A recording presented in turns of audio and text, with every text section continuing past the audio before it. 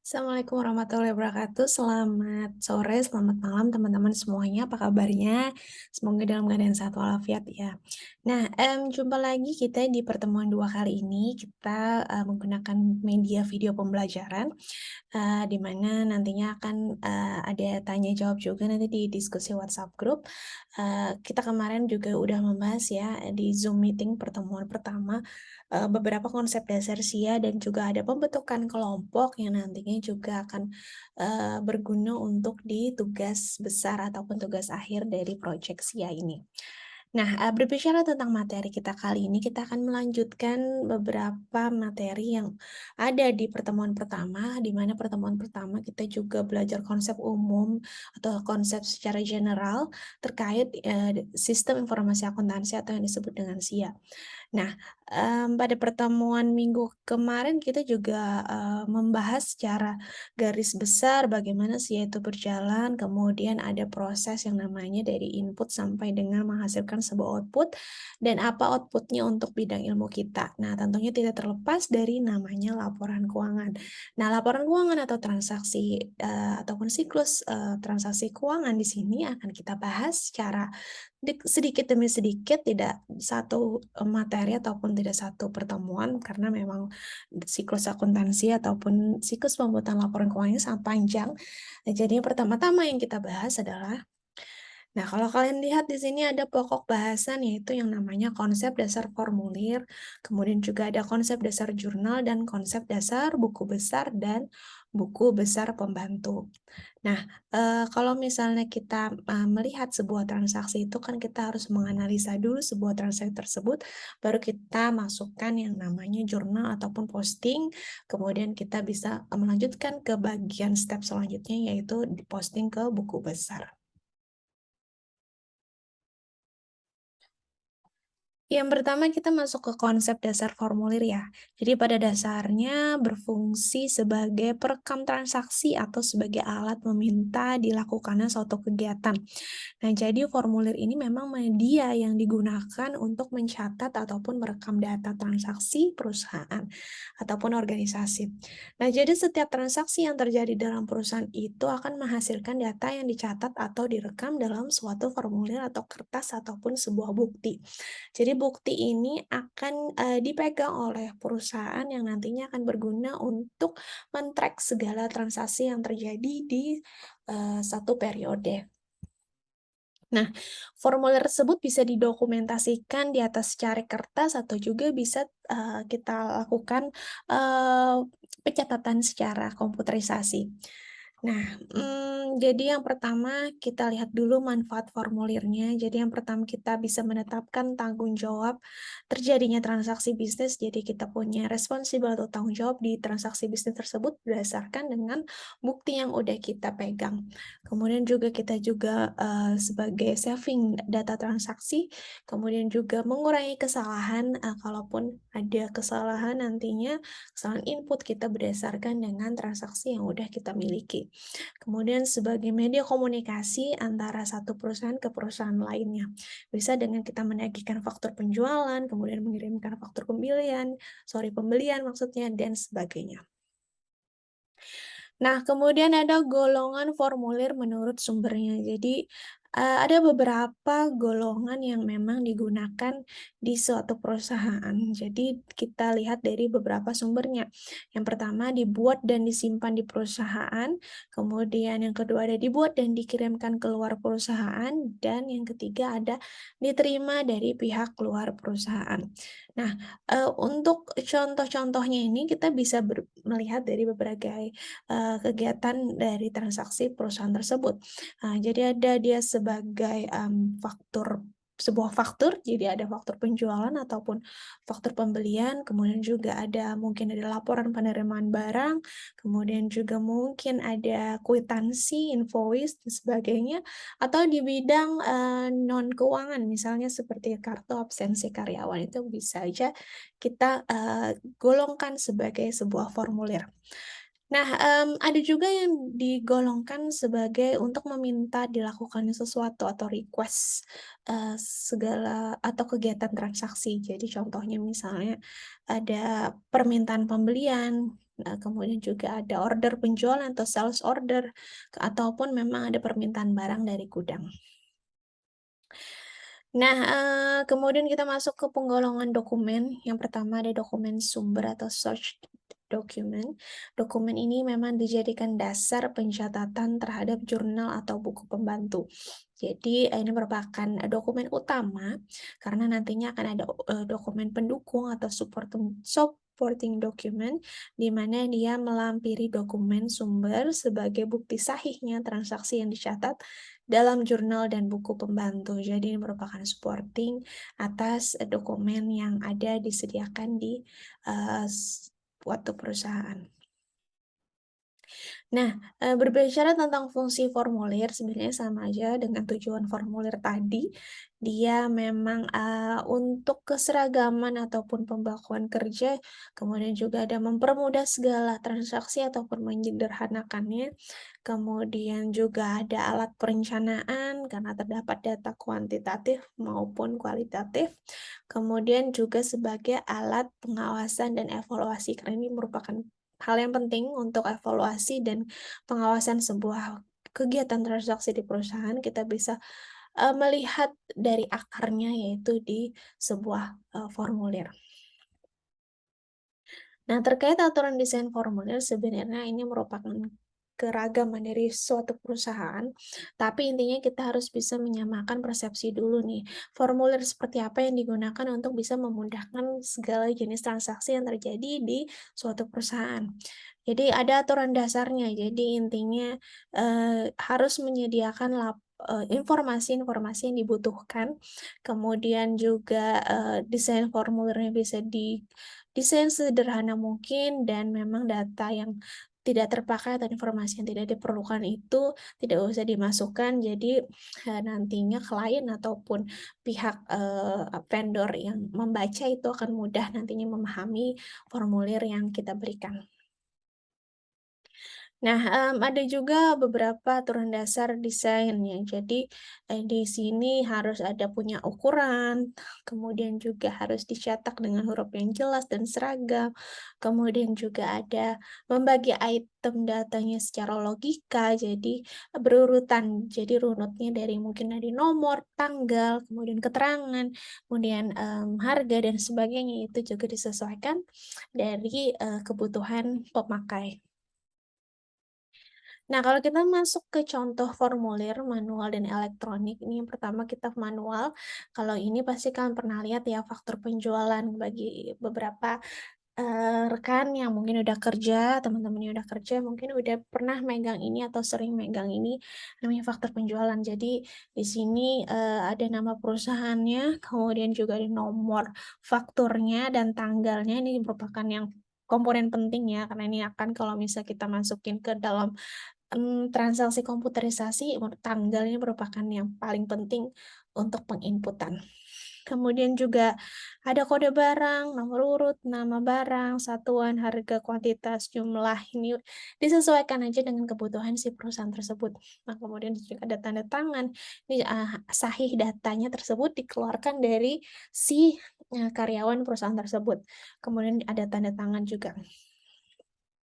Nah, untuk poin kedua ini formulir elektronik. Jadi ini kalau misalnya perusahaan tersebut sudah menggunakan, data ataupun sistem terkomputerisasi, otomatis, mereka langsung menginput di sebuah sistem tersebut, tapi tetap aja ujung-ujungnya akan mengeluarkan yang namanya faktur. Di fakturnya itu akan di-print out juga ujung-ujungnya.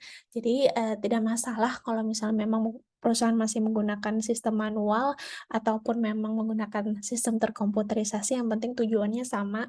Kemudian juga data ataupun desainnya juga dimaksudkan dengan tujuan dari kegiatan transaksi tersebut. Kemudian kita masuk ke tahap 2 yaitu konsep dasar jurnal.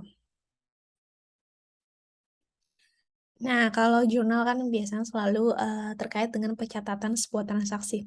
Jadi dari faktor-faktor tadi kegiatan, transaksi suatu perusahaan itu harus kita analisa sebelum kita posting di sebuah jurnal. Jadi kalau di sini, konsep dasar jurnal ini berasal dari Prancis atau dibaca dengan jour yang artinya hari. Kemudian, jurnal umum ini merupakan jurnal yang memang digunakan untuk mencatat beberapa transaksi keuangan yang muncul dalam periode waktu tertentu. Kalian sebenarnya sudah belajar ya, udah fasih ya sebenarnya belajar jurnal ataupun siklus transaksi keuangan ini di akuntansi dasar. Nah, otomatis kalian hanya, mengulang ataupun refreshment tentang, transaksi dari, siklus, laporan keuangan. Nah, jadi memang jurnal umum ini biasanya lebih tepat untuk digunakan dalam perusahaan jasa, tapi sebenarnya tidak hanya jasa aja, perusahaan dagang ataupun manufaktur juga tetap, menggunakan yang namanya jurnal. Karena apa? Karena jurnal itu merupakan kunci dari, segala transaksi yang memang terjadi di periode tersebut. Jadi harus ada namanya penyesuaian juga di situ, pencatatan, beban-beban yang sudah keluar, kemudian juga ada selisih kurs mungkin, kemudian juga ada pencatatan pajak masuk dan pajak keluar dan sebagainya. Itu tetap kita yang namanya butuh jurnal di dalam suatu transaksi keuangan. Nah, kalau menurut KBBI nih, Kamus Besar Bahasa Indonesia, jurnal umum ini terdiri ataupun, definisinya merupakan jurnal yang digunakan untuk mencatat transaksi keuangan berdasarkan periode waktu tertentu. Periode waktu tertentunya ya macam-macam, mungkin ada harian, ada mingguan, akhir bulan, per 3 bulan, per 6 bulan, ataupun per tahun, itu tergantung dari kebutuhan, unit usaha ataupun suatu perusahaan. Nah, kalau ini menurut Ahmad Manarul Hakim, jadi, jurnal umum ini merupakan buku harian atau formulasi khusus yang memang digunakan untuk mencatat seluruh transaksi keuangan secara kronologis, jadi secara berurutan dari tanggal paling awal sampai dengan tanggal paling besar. Jadi tidak ada namanya pencatatan jurnal itu loncat-loncat, pasti sesuai dengan, kronologis ataupun, berurutan. Kemudian kita, mengetahui yang namanya ada fungsi jurnal umum. Jadi ada beberapa, fungsi dari jurnal umum tersebut yang di mana yang pertama ada fungsi historis. Jadi tadi di catatan di dalam sebuah jurnal itu mencatat bukti transaksi keuangan secara berurutan atau kronologis atau memiliki timeline yang teratur. Jadi sesuai dengan tanggal terjadinya transaksi. Kemudian juga ada fungsi mencatat, jadi memang dimanfaatkan sebagai media untuk mencatat transaksi keuangan. Jadi yang pertama kalau tadi kita berbicara tentang formulir atau faktur, invoice dan sebagainya, itu merupakan bukti pendukung ataupun bukti yang harus kita pegang juga sebelum, kita laksanakan yang namanya pencatatan ataupun posting jurnal. Kemudian juga ada fungsi analitis. Jurnal umum ini juga berfungsi untuk menganalisa transaksi dan menentukan akun mana nih yang harus di-debit ataupun yang harus di-kredit. Nah, ini kalau kalian udah semester, eee, akhir atau semester tingkat atas otomatis, penjurnalan jangan sampai kebalik lagi. Ini juga harus di luar kepala kalian, jadi jangan dihafal tapi harus dipahami dari transaksi. Makanya fungsi dari sebuah jurnal itu adalah sebagai analitis ataupun analisa. Kemudian ada fungsi instruktif, jadi dia memberikan perintah untuk posting ke buku besar, baik yang di-debit ataupun di-kredit sesuai dengan hasil analisa dalam jurnal. Jadi nanti kalau sudah jurnalnya selesai, pasti otomatis akan kita posting ke dalam buku besar, biar akan menciptakan sebuah akun perkiraan yang baru. Nah, kalau untuk, fungsi instruktif ini, analisanya kalian harus kuat atau basic mendasar penjurnalannya juga harus kuat. Jadi jangan sampai kalian salah menafsir di, penjurnalan baru nanti akan berakibat ke belakang-belakangnya yang ujung-ujungnya akan berpengaruh ke laporan keuangan. Kemudian ada fungsi informatif, jadi jurnal ini juga berfungsi untuk memberikan keterangan seputar transaksi keuangan yang memang terjadi dalam perusahaan secara jelas dan apa adanya. Nah, kita langsung aja ke bentuk jurnal umum ya. Jadi kalau untuk jurnal umum ini sebenarnya umum, ini kalau kalian lihat ini ada tanggal, nama akun, referensi, debit, dan kredit. Kalau jurnal umum biasanya di perusahaan kan selalu terjadi di akhir periode ya. Jadi kalau kata saya bilang ini ya pencatatan penyesuaian, akumulasi, beban, dan sebagainya. Itu bisa terjadi di suatu akhir periode ataupun akhir bulan. Nah, ini ada beberapa pola pencatatan transaksi dalam jurnal yang memang diatur di mekanisme debit dan kredit. Jadi di dalam akuntansi itu kan tidak jauh-jauh dengan istilah debit dan kredit. Nah, beberapa pola pencatatan ini kalian harus sudah sangat paham dengan akun-akun apa saja yang bertambah dan akun-akun apa saja yang berkurang dan apa yang bertambah, apakah sisi debit, apakah sisi kredit, itu harus kalian pahami karena ini merupakan basic dasar dari sebuah ilmu akuntansi. Nah, untuk manfaat jurnal umum kita, di sini kalau kita baca flash, yang pertama dia mengetahui apakah akan menimbulkan penambahan tadi ataupun adanya pengurangan suatu akun, kemudian juga kita juga bisa melihat saldo yang akan dicatat pada satu akun, kemudian juga akan melihat keseimbangan saldo antara sisi debit dan kredit. Makanya di mana habis buku besar itu kan selalu ada yang namanya neraca saldo, itu kita lihat dulu nih apakah sesuai dengan catatan yang udah kita, analisa, kemudian kita bisa tambahkan dengan akun perkiraan yang udah ada, apabila hasilnya seimbang berarti memang, transaksi tersebut kemungkinan benar ataupun memang sesuai dengan kejadiannya. Kemudian yang ke ataupun nomor selanjutnya, prinsip dasar pembuatan jurnal umum. Ini untuk, prinsip dasar ini sebenarnya mirip dengan fungsinya, memang ada identifikasi bukti transaksi keuangan yang memang muncul dari transaksi yang dilakukan oleh perusahaan. Contohnya ada kwitansi faktur, memo, dan lain sebagainya.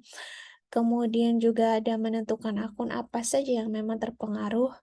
Kemudian juga ada, menetapkan penambahan ataupun pengurangan akun juga tadi udah kita bahas. Kemudian juga menentukan apakah harus debit atau harus kredit akun yang bersangkutan, ini juga kita udah bahas juga.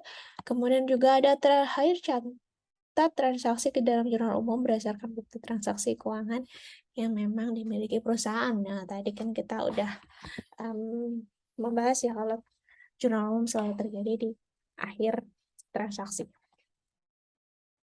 Nah, ini contohnya ada transaksi jurnal umum, kalau kalian flashback, ini merupakan, analisa kejadian yang pertama, pada 1 Mei 2021 si Tuan Andi menyetor uang pribadi ke dalam perusahaan Andi Taylor sebagai modal awal. Nah, yaitu 5 juta. Jadi otomatis dia menyetor modal awal dulu ke perusahaan dia ataupun usaha dia. Jadi apa yang ingin kita analisa, jadi pertama-tama sesuai dengan alur, siklus transaksi keuangan, kita harus analisa dulu transaksi tersebut. Nah, apa nih analoginya?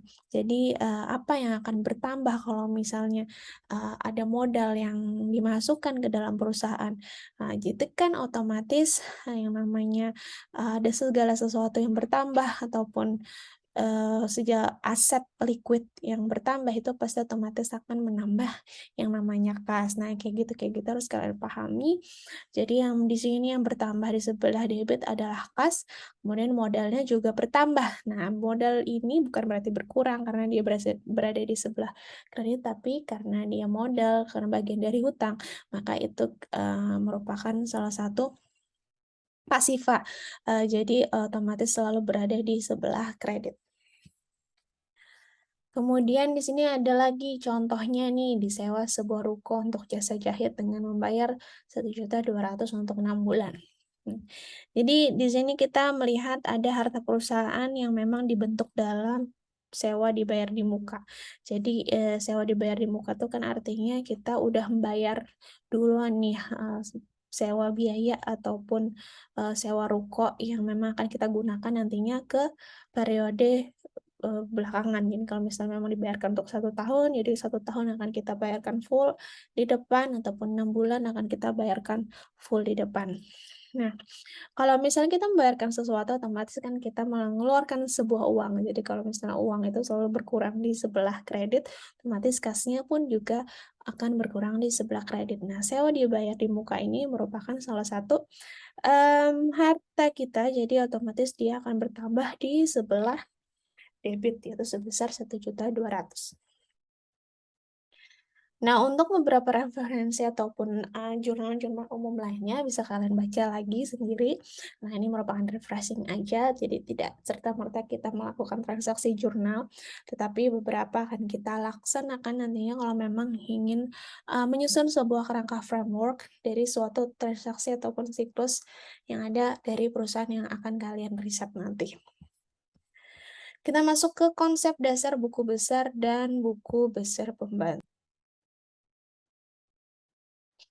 Jadi, konsep dasar buku besar dan buku pembantu ini memang dia berfungsi sebagai, ringkasan level data untuk setiap akun aktiva, kemudian ada kewajiban, ekuitas, pendapatan, dan beban-beban lainnya. Nah, fungsi dari buku besar pembantu itu juga, berisi data yang memang mendetail untuk beberapa akun buku besar dengan banyak sub akun terpisah. Jadi tadi yang kalau yang umum bersifat general, tapi kalau buku pembantu itu bersifat rinciannya. Nah, untuk akun besar umum ini memang berhubungan dengan buku besar pembantu yang disebut dengan kontrol atau account.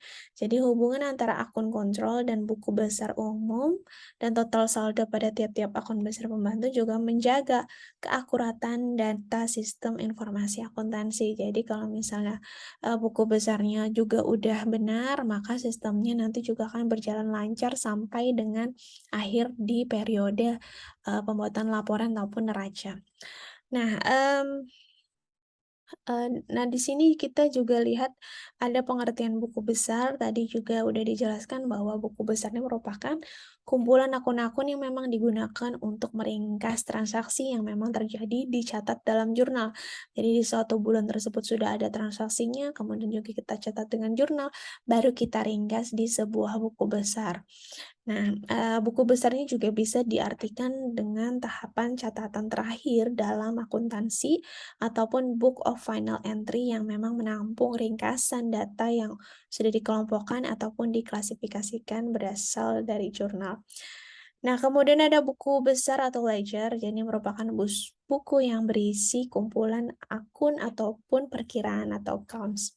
Jadi akun rekening tersebut memang digunakan nantinya untuk mencatat secara terpisah aktiva, kewajiban, ekuitas, kemudian juga buku tersebut juga mencatat tentang perubahan yang terjadi pada masing-masing rekening pada akhir periode dan nantinya akan tampak saldonya.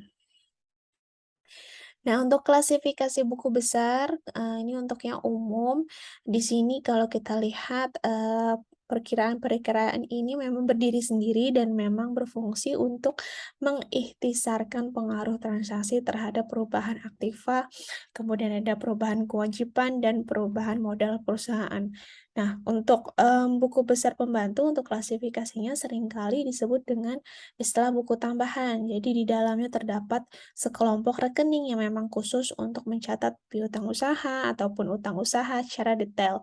Jadi, dari buku besar umum itu kan biasanya kita catat piutang usaha secara, general ataupun secara umumnya aja. Tapi kalau di buku besar pembantu itu akan runut, transaksi apa saja yang terjadi dan tanggal-tanggal apa saja yang terjadi di kegiatan ataupun akun, utang usaha ataupun piutang usaha. Karena biasanya di perusahaan itu yang paling banyak transaksinya biasanya ada di utang ataupun piutang. Nah, buku besar pembantu tuh juga dibagi katanya menjadi 2 jenis. Yang itu tadi udah kita jelaskan juga bahwa ada buku besar pembantu piutang usaha, ini biasanya seringkali disebut dengan buku piutang yang memang khusus merinci langganan kredit kepada siapa memang perusahaan melakukan ataupun transaksi kemudian juga ada pencatatan secara kredit, di mana lokasi, alamat, dan berapa jumlah transaksinya itu bisa dicatat di buku besar pembantu piutang usaha. Kalau piutang usaha artinya kita akan memberikan utang kepada perusahaan ataupun klien kita. Nah, untuk buku besar pembantu utang ini, kita, melihatnya sebagai buku utang yang memang mencatat tiap-tiap pemasok secara terperinci, siapa saja pemasok yang memberikan pinjaman kredit dan berapa jumlah utangnya. Jadi, setiap perusahaan itu saling mencatat sama-sama, saling mencatat. Jadi si kita yang punya utang kita juga nyatat, si kita yang memberi utang itu akan catat sebagai piutang. Nah, jadi jangan sampai ada selisih beberapa transaksi yang tidak dicatat itu nantinya akan berpengaruh nanti di ujung-ujungnya di akhir laporan. Nah, untuk fungsi buku besar ini kita skip aja karena memang secara, garis besarnya memang di sini ada mengumpulkan data transaksi, kemudian ada klasifikasi dan kode data, kemudian ada validasi transaksi, kemudian juga update buku besar umum dan file transaksi, dan, banyak hal yaitu ada pencatatan penyesuaian dan nantinya akan tujuan goals-nya untuk mempersiapkan laporan keuangan. Nah, untuk, fungsi buku besar pembantu di sini juga kita akan ada yang namanya memudahkan penyusunan laporan keuangan karena buku besar umum juga terdiri dari akun-akun jumlahnya lebih sedikit. Nah, di sini juga akan mengurangi kesalahan-kesalahan dalam buku besar umum. Jadi kalau misal buku besar umum kita salah catat, kita lihat lagi secara rinci di buku besar pembantu. Kemudian juga akan meningkatkan ketelitian, karena memang, ketelitian pembukuan dapat diuji dengan membandingkan saldo dalam akun buku besar umum dengan jumlah saldo dalam buku besar pembantu. Makanya buku besar pembantu itu juga penting kita buat biar sebagai perbandingan atau comparison antara data yang udah kita ataupun saldo yang udah kita jumlahkan di buku besar umum dan saldo yang ada di buku besar pembantu. Kalau balance, itu berarti kita benar pencatatannya. Kemudian juga ada, diadakan pembagian tugas, kemudian juga memungkinkan pembukuan harian, kemudian juga kita bisa mengetahui jumlah macam-macam elemen, dan pengendalian akuntansi yang banyak elemennya seperti hutang, piutang, dan persediaan. Nah, untuk tujuannya ini sebenarnya diulang-ulang aja memang dia mencatat semua transaksi, posting transaksi, kemudian juga menjaga keseimbangan antara debit dan kredit, akomodasi entry jurnal, kemudian juga menghasilkan laporan keuangan yang memang dapat dipercaya akuntabel dan tepat waktu untuk setiap periode akuntansi. Nah, untuk manfaatnya ini memang udah kita jelaskan juga, di atas. Jadi ada transaksi akuntansi akurat, kemudian ada keseimbangannya tadi, akomodasi entry, dan sebagainya. Kita skip. Nah, kita masuk ke bentuk buku besar. Jadi kalau bentuk buku besar itu berbagai macam teorinya yang pernah kalian pelajari di akuntansi dasar. Nah, untuk akuntansi dasar ini kan kita biasanya menggunakan yang simpel ya, kita menggunakan bentuk T atau T account. Jadi, bentuk buku besar ini yang paling sederhana dan memang hanya berbentuk seperti huruf T besar. Jadi sebelah kiri memang menunjukkan sisi debit dan sebelah kanan menunjukkan sisi kredit. Jadi ada nama akun diletakkan di kiri dan kode akun diletakkan kanan atas. Jadi bisa kalian bayangkan ya, karena kalian pasti udah mengerjakan. Kemudian kalau bentuk skontro, jadi ini biasa disebut dengan dua kolom. Skontro artinya sebelah menyebelah ataupun dibagi dua, yaitu sebelah debit dan sebelah kredit. Nih kalau kalian lihat contohnya.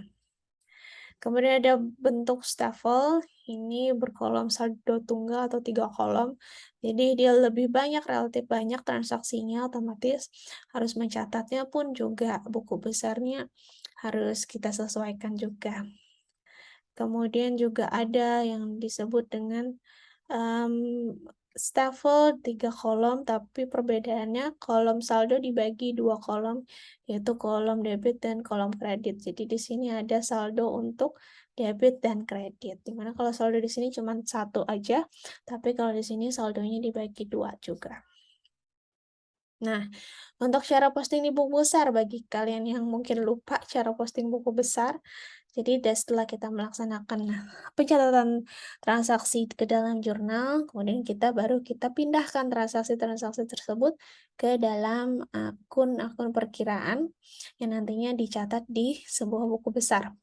Nah, rekening yang ada di sisi debit neraca dicatat sebagai saldo debit dan rekening yang di sisi kredit neraca dicatat sebagai saldo kredit. Pencatatan tanggal terjadinya transaksi juga diambil dari tanggal transaksi pada jurnal, kemudian juga ada kolom tanggal dan sebagainya. Kemudian juga di sini ada pencatatan keterangan yang memang diambil dari keterangan uraian dari jurnal ke kolom keterangan pada rekening buku besar yang bersangkutan. Cara postingnya juga di sini ada.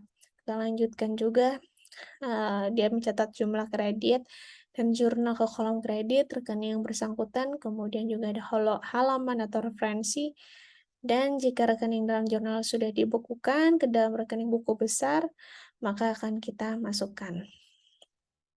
Nah, khusus kayaknya untuk cara kalian mencatat ke buku besar udah hafal ya atau di luar kepala, jadi nggak usah saya jelaskan secara detail lagi, tapi kita bisa lihat di sini contohnya.